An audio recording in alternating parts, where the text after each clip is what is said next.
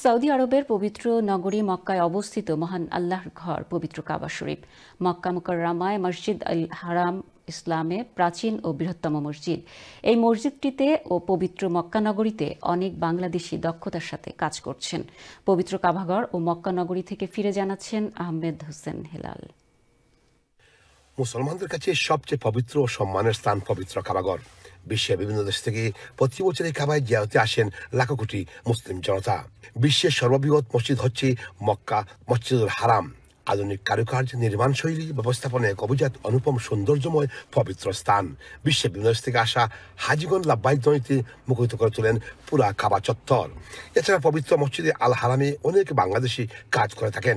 এমনকি মক্কানগরীতে বিভিন্ন ব্যবসা প্রতিষ্ঠান, অভিজাত হোটেল, রেস্টুরেন্টে বাংলাদেশের দক্ষতার সাথে কাজ করতে দেখা যায়। অনেকে চেয়ারসে তাদের সন্তুষ্টির কথা এভাবে জানিয়েছেন। বলা বাহুল্য, সৌদি সরকার, মক্কানগরীর মানুষ, পুলিশ, আইন শৃঙ্খলা রক্ষাকারী বাহিনী তাদের সঠিক সেবা বেশ প্রশংসিত। নিরাপত্তা, সুষ্ঠু পর্যবেক্ষণের মধ্য দিয়ে হাজিগণ পবিত্র স্থানে শান্তিতে ইবাদত বন্দী করতে পারেন। আহমেদ হেলাল, চেয়ারস নিউজ, হলি মক্কা, সৌদি আরবিয়া।